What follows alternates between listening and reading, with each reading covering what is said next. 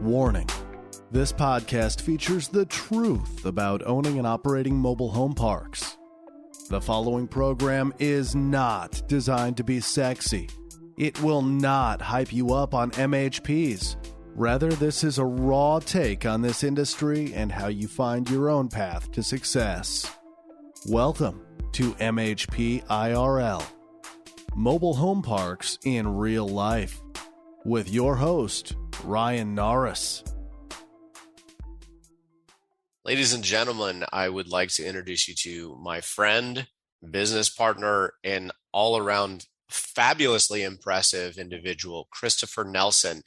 Christopher has been a part of 3 out of 5 companies that have gone IPO in the tech space, and he has a book coming out called No Dough to IPO. And Christopher was kind enough to let me get a pre-read of the first little bit, and I said, this is absolute gold. As you guys know, listening into my podcast, I like spending a lot of time talking about wealth mindset, and what better way than to welcome someone like Christopher onto the podcast. So Christopher, welcome. Oh Please. my gosh, Ryan, I am so excited to be here, right? Since we started working together, we just have this shared appreciation for this mindset that says we have to break out of the norm. We have to look at a broader picture and not, take this, the story that we're being given. We have to look outside and we have to be intentional. Like, we have to make our own moves. Nobody's going to make it for us. So I am super pumped to be on this podcast and share as much as I can with the listeners.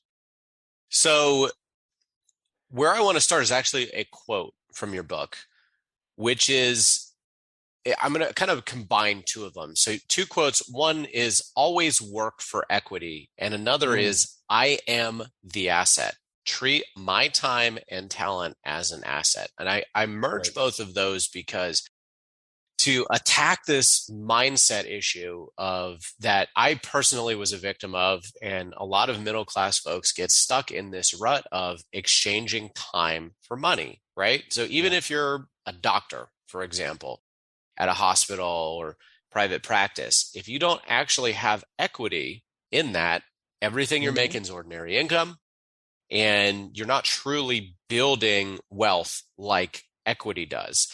And for those tuning in who are not familiar with Christopher does this in the tech space, which is interesting because you would think getting a tech job wouldn't necessarily come with equity. Chris, spend some time catching folks up to speed around this concept of working for equity. Well, quite honestly, Ryan, the concept of working for equity inside of technology companies has been around since the 70s, right? In the sense that a lot of these companies, as they were starting up and they had these ideas, could not pay, even at that point, software engineers were highly skilled resources. The way that they had to compensate them was, because they wanted to provide them lower salaries, was giving them equity in the company. And so this has evolved over time, and it's very predominant in the Silicon Valley that when you go to work for a startup company, you get equity. Now, what people don't realize is that companies that were started that way, as they transition to become public companies, they operate the same way as well. And what I want to try and bring people's awareness to is the fact that you can go to work. The lowest risk, equity proposition there is going to work for a Google, Facebook, Lyft, somebody that's already public, and you already know the value of their stock price. You can go and get a salary, a bonus, and equity, and be a part owner in that company and get liquidity in some of those companies as soon as the first month of employment. And that's and guess what? You don't have to be a coder. You can be a accountant. You can be a salesperson. You can be a marketing person, and they will train you to do what you need to do, and you can get equity. That's so interesting because, well, first off, we all have heard the story of Steve Jobs ordering pizza and not really having cash to pay for it. So offering the guy equity for pizza, and of course he declines, and then all the math nerds go out and say, well, that's worth X number of millions of dollars now, which is funny. But you make this argument, which is look at companies as investments. Can you expand upon that a little bit? Right. I mean, so let's go back to you are the asset, right? And again, this is based on my story. What I didn't realize is I worked for 10 years for a public company, Accenture, and I built up this phenomenal set of skills, and I was getting some equity. So they had an employee stock purchase program. So I actually did okay in that particular investment as well. But I had built up this set of skills that was very, very desirable by startup companies. And so when I went, I realized that I'm sitting down at a table with a negotiation. They want my skills. They have, salary, bonus, and equity. So then that is really the exchange, as I have the value. And this to me is, I think it's actually more powerful to be an employee and work for equity than it is to be an owner, in the sense that you have more freedom, right? I can go and I can work at this company for a year, 2 years. It's not going well. I can go take my equity and I can go work somewhere else, versus an owner who now has, investors and shareholders. The expectation is that they're going to be there for 10, 15, 20 years. Now, when I had that realization, okay, I'm the asset, I'm investing it. And guess what? When I went and made my first investment in 2009, I left Accenture and I went to work for my first startup company. Failure, I failed. Why was that? Because like many people, I made an emotional decision. I didn't realize I was burnt out, I was stressed. And instead of actually thinking like an investor, emotions were ruling reason. And I all of a sudden made a very emotional decision, and I got married to the vision of what this company could become and what somebody was telling me. And I didn't look at it as an investment. So what I did the second time around is, first and foremost, I actually looked at what are the products, like what is actual product, how's it competing in the market? What's the total addressable market? The same way that many people evaluate stocks, the same way that I know Warren Buffett looks at stocks. Then you look at the leadership team. Is it an experienced CEO or is it a startup CEO? If it is a startup CEO, who are they surrounding themselves with? Do I see winners on the team, people who have that healthy scar tissue that have gone through these events before? Then, I go through a series of it's essentially a due diligence criteria, the same way that you and I would go and look at a mobile home park. I lay out in my book this selection criteria of due diligence that says, what do I do? And even before that, let's even look at a risk profile that says, wait, do I want to go for high risk, high reward? Do I want to do an opportunistic ground up build? Or do I actually want to go for something that's more of a core plus? Maybe it's a company that's just gone public. I can get liquidity right away, but there's still a lot of upside because they're on the way to becoming $1 billion company. There's so much to talk about around your story. One thing that stood out to me was, and you bolded this, so it's hard to miss, is change of location plus change of pace equals change of perspective, which yes. I'm looking forward to when the book actually comes out, reading about your journey in more detail, because it sounds like you went through a really tough time that forced you to introspect, to look inwards, to ask, who am I? Where do I want to be? Where am I going? Which I believe is the foundation for what comes next. Where do I want my time and my talent to go in exchange for equity? That's right. That's right. And so I went from, what I didn't realize at the time is I was surrounded by phenomenal mentors when I was at Accenture and given great career opportunities, to what I talk about in my book is grow my career capital. Career capital is your education, your experience, and your results. I was building phenomenal career capital. What happens in technology companies is we get to a point where we experience burnout and we don't know how to talk about it. We don't know how to raise our hand and say, I'm burnt out, I don't know what to do. And honestly, the culture has changed over time, where for a while you were supposed to just, what I call eat fire, just consume it. And so when I made that emotional decision and I thought I was moving towards something that was amazing, I was really running from fear. And so I ended up, within a year, I had gone from, while I was stressed out and burned out, I was surrounded by a lot of people who really cared about my career and building amazing career capital, for working for a bad boss in a very toxic environment, not knowing if I'd really actually ruined my career, right? You have these thoughts that I ruined my career. Where was I? Because I'd landed in San Diego that was away from my core network. And then I was physically, literally nursing an ulcer. And so here I thought I was going to this amazing thing. And I was mentally and physically in a very toxic environment. And the one thing that I did learn, and I think for people who are pursuing a wealth mindset and want to move with intention, is that we do have to intentionally change the pace. So I had to get out of that environment for a period of time, buy yourself some time. And then I had to go to a different location. Luckily, I was in San Diego, so there's some cool beach spots there you can go and open up your mind, right? And I'd gone to university down there, so I knew a few key ones. And that really, changed that for me. But I have to be honest in the sense, and I talk about this in the book, is that the biggest changes I knew I was okay. I knew that I could figure my way out of this, and I realized what was going wrong with the situation.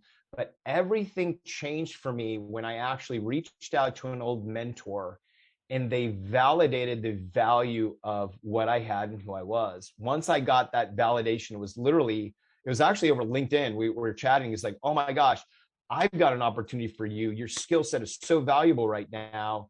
All of a sudden, I went from literally this physical state of anxiety and depression to excitement. Like, oh my God, like I can turn this thing around. I still have it.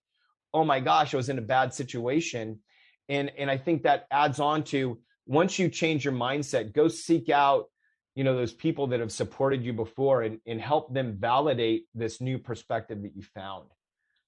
I love that. And I want to pivot a little bit to another quote that I just loved. You said, I spent the first 10 years of my career building my skills relative to my peers in my company. Entering this world outside of that large company, I needed to understand the larger playing field. And the reason why that quote stuck with me and why I think that's relevant to what you just brought up there, even though it's a slight aside, is that you tapped into your network. Who would have thought? All you had to do is reach out to someone that to put it in your words, you built that career capital. In other words, the network, the skills. Yep. And you went on LinkedIn, for gosh sakes. Right. And there was an opportunity waiting for you right there. Literally waiting for me. And that turned out to be the opportunity that then, catapulted me forward and got me out of that mess and got me moving forward again. And so, the thing is, it's so, when we're in our work, and this is why, again, the change of location, the change of perspective, time to reflect on where we are, but also, taking a look at that bigger picture of, wait, what do I have and where do people value it somewhere else, is so important, because it allows us to see opportunities that we can't always see. And this is, again, the intention of the book and this whole concept of always working for equity. Understand what's happening in technology, because I don't even know if I shared with you the portion of the book. I think it's the following chapter where I talk about this woman, Krishna, who was, working in marketing for a products company in Kansas. And her brother-in-law comes out and goes, oh my God, you're amazing at what you do. Like, what are you doing? She says, I don't know. I'm, waiting for this person in front of me to retire, and then I can get my next promotion. He asked her, he said, you need to come live in my basement in the Bay Area. Come live in my basement. Go get a job. I'll open up my network for you. And here she came, and she started then working for, a tech company, and she got in at, I think, individual contributor level, got to a manager. The company got acquired. She had a phenomenal exit. And then all of a sudden she, became then a director at that acquired company. And then she was able to, move on finally to another company where she's, now continuing to ascend her career. But it was life-changing for her to all of a sudden go and take what she had and start working for equity. And this is, to me, is where I want people to just really realize this, is that you have skills, you have value. You need to see the broader playing field and say, where can I actually get the most for my time and my talent? Because you are the asset. I love hearing this. And I really wish I had heard this in my early 20s. And even when I was in university, both, if nothing else, graduate, if I hadn't missed it undergrad, because how many times have you heard that story? A really talented person is waiting for someone to die, retire, or get fired to move up, instead of taking, even if you don't want to be an entrepreneur, if you want to grow within corporate America, you have to be constantly tapping into your network, growing your network, and looking for those opportunities, because people aren't just going to find you. No, they aren't going to find you. And the other thing is that you have to be looking for opportunities for yourself as well. Like, where can you, like, if you're great at marketing, where else can you apply those skills? And this is where, the drum that I constantly beat is look at tech companies, especially now. Now the game has changed. I think there was some hesitation because, you think about Krishna, she moved to a high cost of living area. And it's interesting because after she reached a level of success, she then ended up moving here to Austin as well, where she's now able to, again, lower cost of living area, again, all relative. But now that tech companies are hiring remote workers, there is a phenomenal opportunity where you can live where you are right now, and you can be working for equity. Because this is what I want to, really hammer home is Robert Kiyosaki doesn't talk about this, but I call it Kiyosaki's bridge, which is, you can actually be an employee and an owner of the company at the same time. And that's what leads to career compensation compounding. Because if you're just getting salary and bonus, it's going to inch up slowly to the right over time. Maybe there's a step function, but once you have equity component, that's where you can get logarithmic. That's where you can actually really get significant capital that then, what I encourage everyone in tech to do, if you invest all your equity, in things like, mobile home parks, then you're going to be in a much different situation in 10 or 15 years than anyone around you.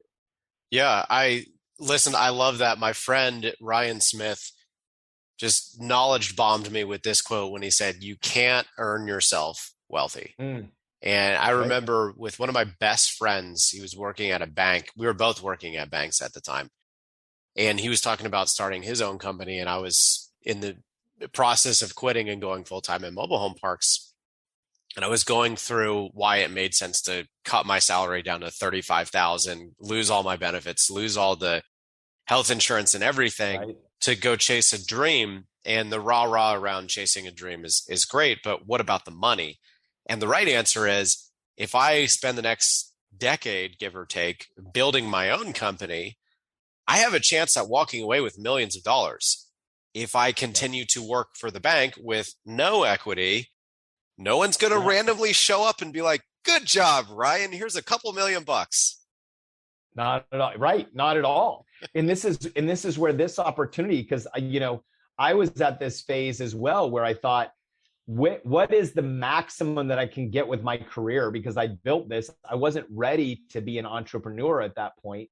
And so it was truly, my philosophy was, how can I actually go leverage what I have, my career capital for tech equity, and get as much as I can. And that's what has taken me on this journey. And it's there for other people as well.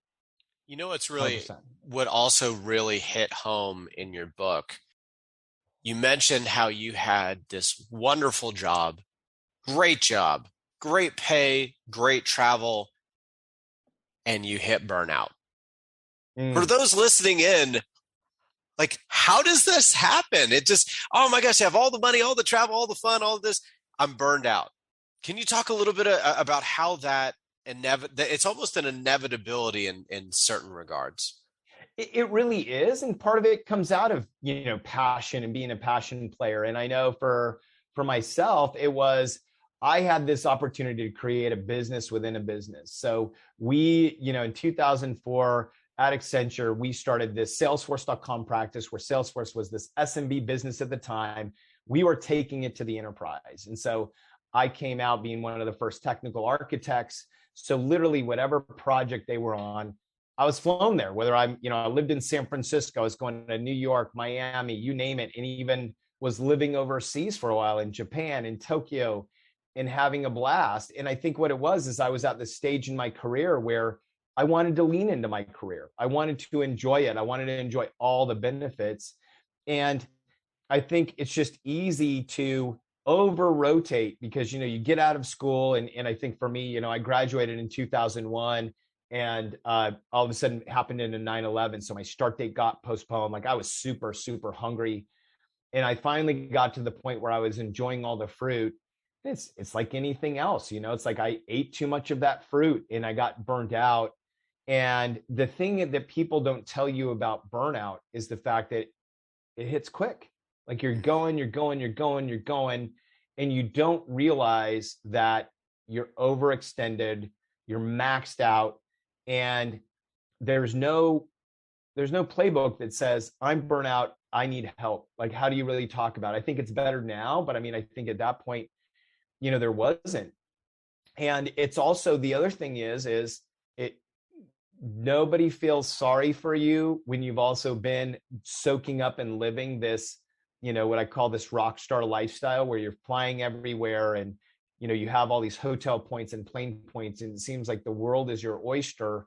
Nobody feels sorry for you when you say, I'm burnt out. It's like, oh, what? Everything seems so good. But when you're, thousands of miles away from home and you're isolated, and, your dad gets sick and you can't be there, and all of a sudden you realize, like, wait, I'm lonely. Like, where are my friends? Where am I? It happens really quick.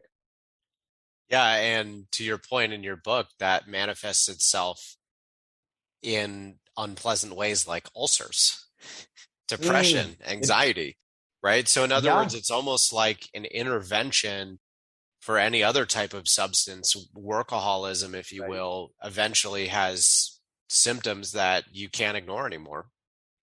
It really does, and I think that, I mean, it's also personally taken me on a journey of really focusing on self-care and knowing myself, and when I do tip over. But I think you highlighted something, really well, Ryan, is that there is anything else, like if we were over rotating on something, there would be an intervention and people would talk to you about it, where somehow I think even in our society, there is a level of glorification for all of the, overwork, if you will.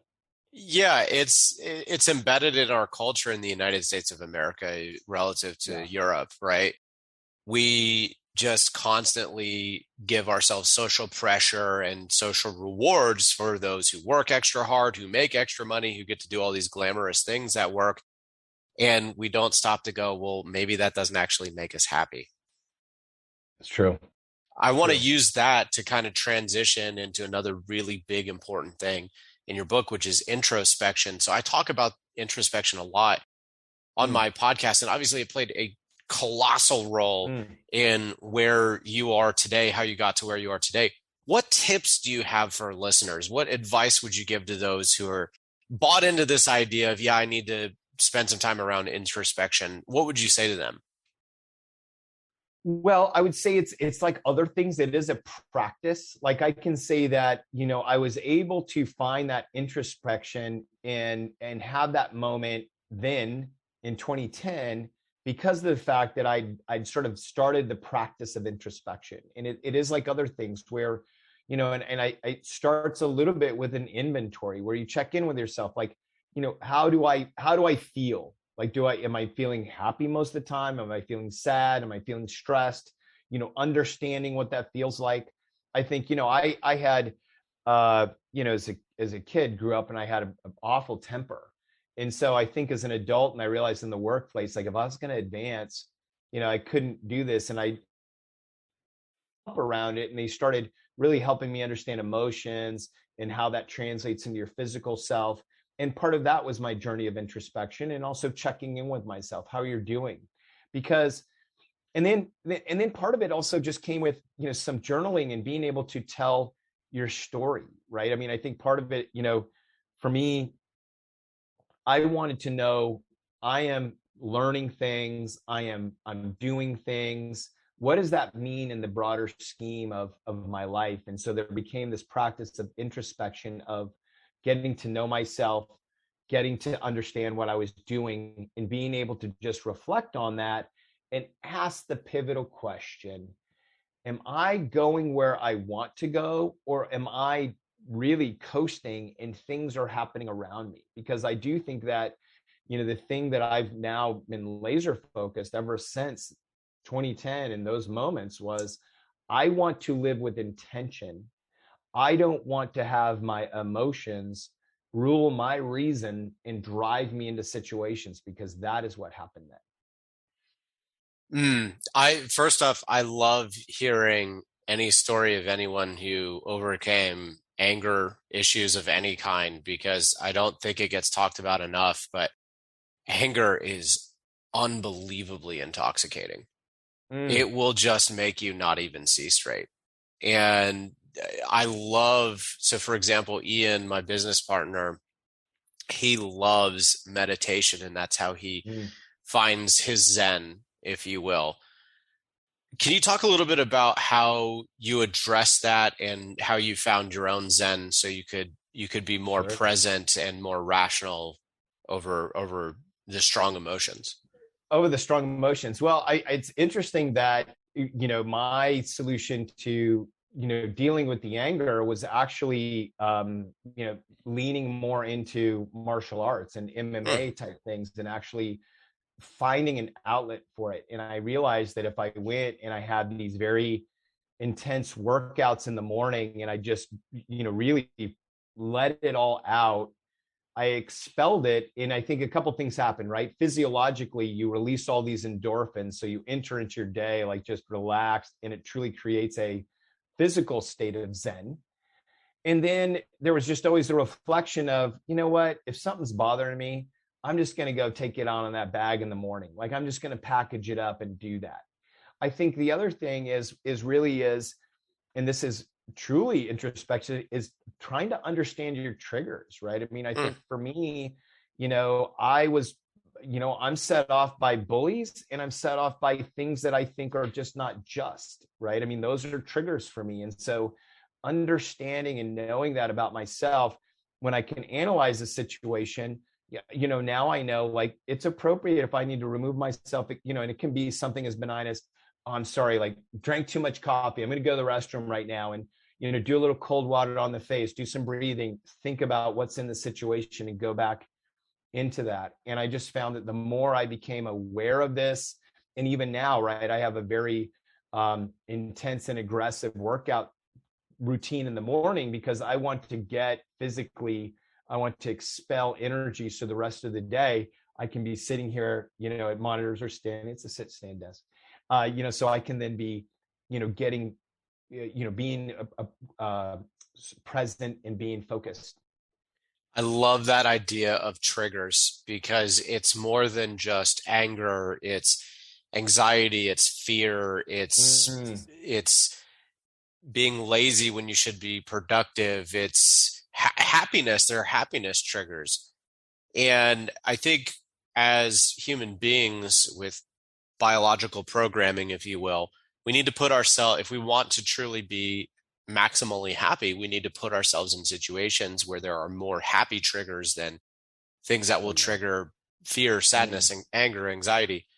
And I want to just reiterate what you just said, Christopher.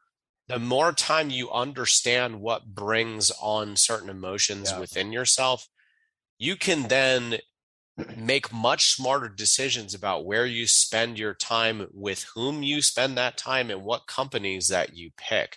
I love hearing that. And if we could, I would love to spend a little bit about it. Another thing you bring up in your book, which is doing your due diligence on a company and picking the appropriate risk profile. So with that idea in mind, that you've taken the time to understand yourself better, you understand your triggers, not just anger and frustration and this and that, but all your triggers.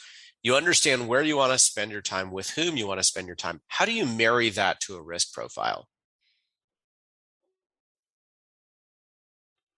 That is a very insightful question, because I think what most people don't ask themselves, and this is also why, I don't know if we've talked about this, but I'm going to be starting a podcast this year called Tech Careers and Money Talk, where I want to just facilitate this conversation, because this is where some of this, to me, it's really important that we understand our own triggers around money and safety and security, and what we really want, and we see down the road. How do we sort of, facilitate that? Because, I think for myself, I knew that I wanted to see and feel and have some equity. I wanted to get the suitcase full of cash. I wanted to get it. And so then what that made me look at is this risk profile. And what I hear, and what I continue to hear, is that, if you want to make money in tech, you got to go to the earliest stage startup, the 35-person company. You got to work for 6 or 8 years, and then you're going to make tons of money. And for us in real estate, that's just like somebody saying to you, Ryan, you know what, if you really want to make money, this whole thing you got going on with mobile home parks is great, but you need to go find a patch of earth and you need to go build something from the ground up. And you would look at them and you'd say, that's insane. Like, that's so high risk. What are you talking about? And so, so for me and for everyone out here, like, the risk profile is truly where you start. And it really comes with, again, this introspection of, how much time are you willing to work for that simple, compensation of just salary and bonus versus how do you want the equity? Because if you say to yourself, I actually want to put myself in a situation where I'm compounding now and learning how that works, and then I may learn how to address higher risk later, then you have a very focused profile of companies that are already public, that have equity as part of their compensation package. And then you're going through your due diligence, or you could still do it at a risk profile and say, what are the ones that then, are companies that have products that I want to work for, that have leadership that I want to work for, and I'm going to get my short list that way. Versus myself, I knew that I was willing to work for at least 1 to 2 years, and I could potentially make nothing because I was earlier in my career, right? This was 10 years ago. And so I was choosing what I, almost like a value add company, where I said, I'm going to go do a level of work to get it over the event. And I have a very specific profile of companies that are ready to go IPO, not just talking that it's dream in the future, but they've actually got, over $130 million in revenue. They've got a leadership team that at least 1 or 2 people have experience going through an IPO, and they may have just replaced one of their execs to have that experience, like a CFO, and those types of things. That was really important for me. And so for the listeners here, it's really getting comfortable in saying, knowing yourself, I'm a W-2 employee, I want to really go to work for equity. Then how comfortable are you for working a period of time without getting that liquidity? And that is where mobile home parks come in, because I have a friend who's probably listening in who his brother-in-law has done exactly what you've laid out, but he went for all equity. So he doesn't have any cash flow, and he is worth a lot. Many zeros to this gentleman's name. But if he wants to pay his mortgage or go out to eat or buy a new car, he's got to sell stock. And because he's got to sell stock, you've got ordinary income, capital gains, all of that stuff. Whereas what's beautiful about being a limited partner in a multifamily type deal is you can sell your stock, you can have your big payday, transition some of that into something that's going to continue to pay. And that is what's really fascinated me about your book, and also about your mission, Christopher, which my understanding of it is you want to help tech people who have found that success place their money somewhere where their money can give them that income, so they can either go focused on the next startup, or they can go to the beach somewhere, or they can just not buy a Ferrari and then be broke in 5 years. Right. And that's exactly it. Or even take a sabbatical, right? I mean, I'm still working in tech, but I was able to, with passive income, take a 9-month sabbatical, rest the brain, build out more of the, capital raising business, and then make this decision to come back. But it was all because of the fact that we had significant passive income. We'd been in a very focused, way, moving dollars from tech equity into passive income producing real estate, 100%. And that truly is part of my mission, Ryan, because what I see, and it's just exactly like your friend, is I know people who've got high 7-8 figure net worth who can't stop working, or working these very grindy jobs and are saying, they say things to me, well, wait, how can I take a sabbatical? Because I'm just going to be having to sell stock and burn through capital. Right. Like, well, part of this is, the reality is, and this is why I'm here, is because I think that technology employees, quite honestly, because we make our money in equity and we make our money through a venture capital, generally speaking, a lot of the companies that go public are through, venture capital offerings. That's how they think. Like, they think the investment world is made up of that, but nobody has told them The bond market broke in the traditional equities market. There's no income anymore. If you want income in your portfolio, you have to come to, real estate, and really start diversifying there. And this is where I think they rely on people like myself, yourself, to be, some really good operators and show them what that looks like. So conversations you and I have had, and conversations I've had with that individual, have actually led me to place my own money in LP, which is nuts for a lot of fellow real estate investors. They're like, what are you doing? Don't you want all of your own capital to go into all your GP ventures? And the answer is no. Why? Because I may want to take a sabbatical one day. I might want to have limited partnership income coming in over here so I can eat and have my lifestyle. And then every other dollar I want to take to the moon. Right? So in other words, what being a limited partner allows you to do is be able to not have to gobble up that income, that stock or that whatever to eat and pay your bills. You can now focus on what you're really, really good at and making your wealth. You want to hear a great story? And this is somebody who I met. No, it's actually a story about meeting someone, which introduced, somebody said, hey, you're really into investing. You need to meet, my friend over here, who he's a technology entrepreneur, but he also does real estate. He doesn't really talk a lot about it. So I met this gentleman, and he has 3 incredibly successful startups, all self-funded, all bootstrapped, all making money.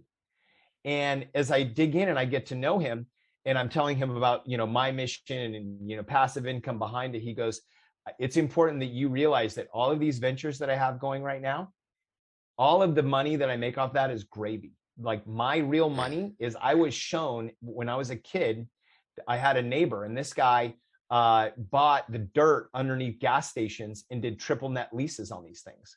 And his kids didn't want anything to do with it. I went over there, took all the notes, learned from this guy. So when I got out of college, I started buying these things up too. And so now all of my family's income, all of my kids' college is all paid through passive income. So then what that allowed me to do is it allowed me to be a better entrepreneur, because I'm playing loose. I'm not worried about anything back here. Family's fine. I can go and maybe take more risks, make more moves, and his companies are thriving because of it. And to me, this is the guy who I want to be like, where it's like, I want to be able to then take, more risks, be aggressive in my business, because I know that I have this financial fortress that's taking care of my family, so that I can then, really just be present in that moment and not thinking, like that tech entrepreneur who's gone all in on his venture. Like, if I screw this up, my family's down the tubes too, right? Diversification. Yeah. I love that story. And I really want you to tell your story of when you went IPO first, and specifically what your wife said when you got home. I love this story. Okay. So, so when it was that day, right? If you think about it, I had this horrible job. Then I went and I worked for a year, and I did all this due diligence and research, selected the company. Then I worked for this company for less than a year, and all of a sudden wind up on IPO day. And IPO day is amazing when you work for a Silicon Valley startup. So the executive team is on the East Coast. We were there. We get into the office at 5:30. There's, big screen TVs, DJ, omelet bar. All of a sudden, it's time to float on the stock exchange. Everybody's there. Everybody knows their number on their head. And at that point in time, they do this countdown, 3, 2, 1, and nothing happens. And everyone's going, wait, what's going on? They're texting people they know are in New York. What's happening? They're like, it's not trading yet. What this means is that that's forcing the price up. So there was the price we thought we were going to go out, and then it doubled, which is amazing, because it means whatever equity you thought you were going to get that was significant doubles in 2 minutes, right? I mean, that is amazing wealth. That is amazing equity. It was incredible. And as soon as it posted, right, the DJ kicks off. We have the most amazing party. In fact, I have to find this photo, because there was literally a ping pong table that was covered with these Veuve Clicquot bottles. And it is just, nerds getting hammered. It's amazing, right? It's amazing. And so after this amazing day, I'm just floating on cloud nine. I drive home. My wife is pregnant with our first son, and I'm just excited. I walk in the house, get my computer, log into the Schwab account, spin around. I go, babe, this is where we are. And I'm just like beaming, like, what are you going to say, honey? What are you going to say? Like, and she looks at me and just very pragmatically, like, okay, when do we get the money? When do we get the house? I had no answer. I literally went into the next room and had, my next, moment, which was, is this real? Like, what's happening? And it was the first time that I realized, again, this came from introspection later, as I didn't know what was happening, but I fell off a cliff and it was really hard for me to recover. And the next few months were very hard as I tried to get smart very quickly. But what I didn't realize is that I'd gone through a sudden wealth event. And a sudden wealth event, like if you win the lottery, you go through an IPO, it is a psychological event that when you go through it, and the party's over, right? The Veuve Clicquot, because it's nice to celebrate. I do, in hindsight, realize we were given an amazing day to celebrate that I will never forget. Tons of mini stories within that day. But you can feel anxiety. You can feel very alone. You can feel guilty because other people are doing it. And then you can feel scared, and I was feeling anxious and scared, like, is this really real? And, that was really then what created this whole journey. And I don't know if I told you, but that's literally the second book. This is going to be a trilogy. So the first book is From No Dough to IPO, which I realized, like, this is how I have to teach people, how do you go work for equity? How do you do that? Trade your time and talent for equity. The second book, though, is From IPO to Cash Flow, that came out of that moment, which is, okay, how do you actually plan for a sudden wealth event? How do you protect your money? And then how do you start producing cash flow? Because that's what started me on the journey that, eventually brought us together, which is, we as technology employees have to take half, I believe at a minimum, and move that over and start getting that passive income so that then we can, just like my buddy, take a breath and go, like, I'm good. I got dollars coming in. Now I can, get aggressive. Now I can play my own game because I'm not worried about my family. I've got a financial fortress that has them set up for success.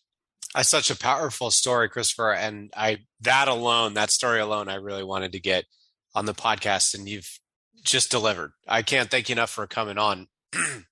It's so important to know that a sudden wealth event is a huge deal and no one prepares you for it. And if you grew up middle class like I did, or working class, your parents are not going to be helpful. No one in my network was helpful when I hit mine. And my wife as well looked at me and she was like, that's nice. Where's the house? Where's the next paycheck coming from? Right. So it throws so much cold water on it, but that's what we have to educate ourselves on if we want to push our wealth mindset.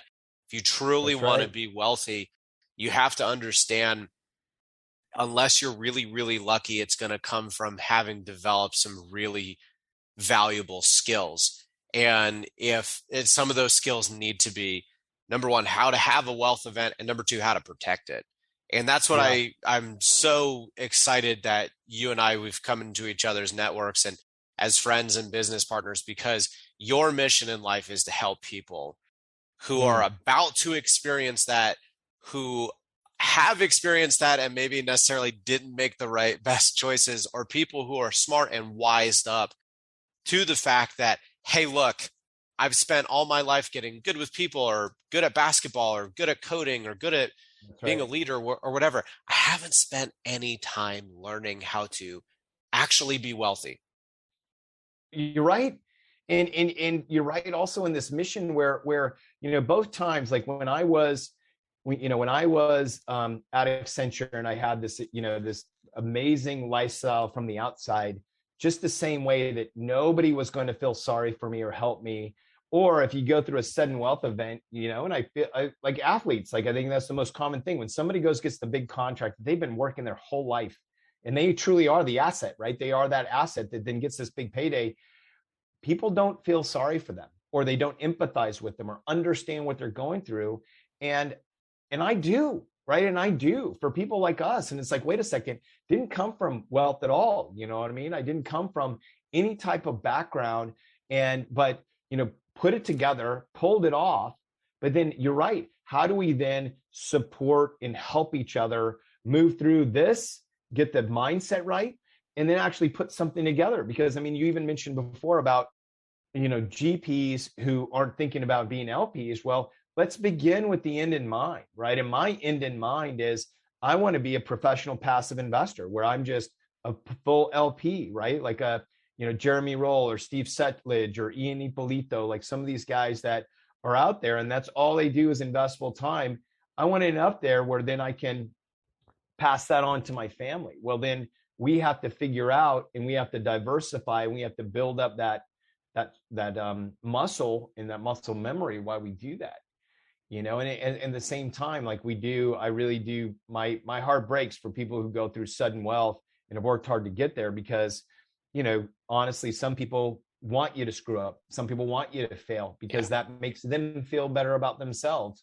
When the reality is that we have to help each other understand how to do it right. Because, I don't know if I call that out in the book, but I did have a blog post I'm going to publish about this, where, with technology employees, the golden handcuffs can lead to the golden jail, right? The golden handcuffs is the equity that keeps you at a company, but there are people you can let it leak into your lifestyle.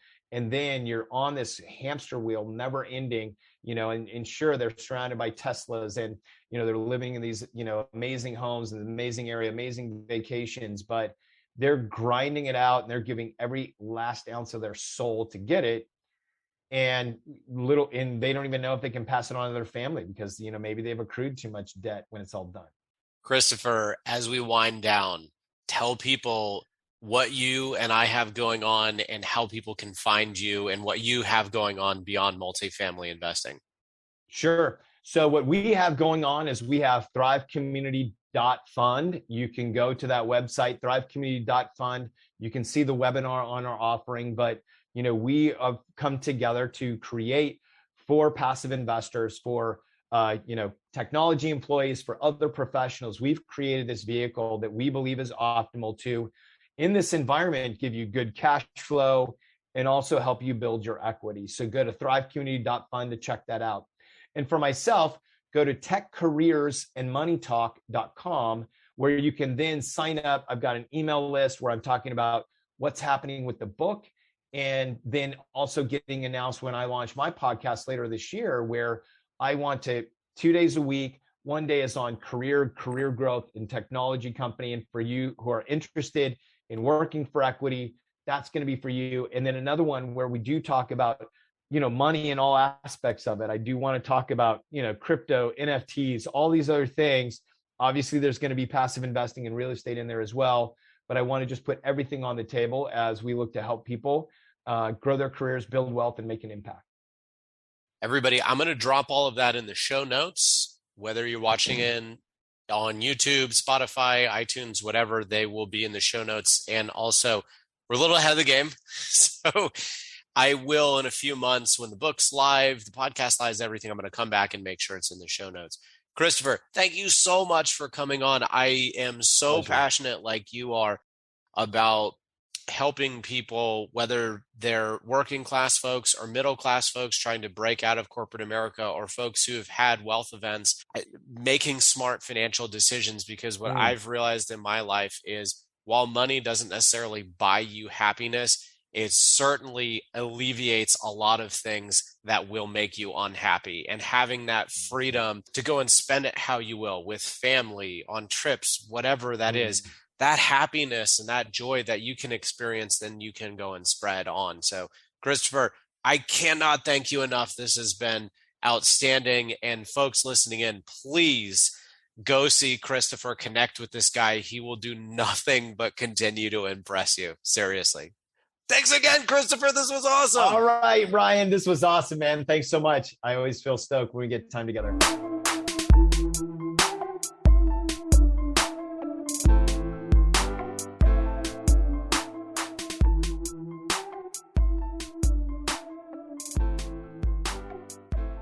Entrepreneurs make mistakes, but with the overwhelming amount of free information out there, you don't have to be doomed to making those same mistakes. You just have to find a consolidated version of the most important information.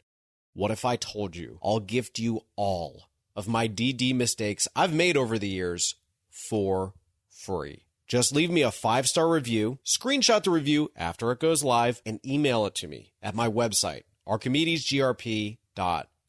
Afterwards, join our Facebook group, Mobile Home Park Mastermind. You'll find hundreds of other mobile home park owners sharing ideas, contractors, and deals. It's free to join, and we would absolutely love having you join us.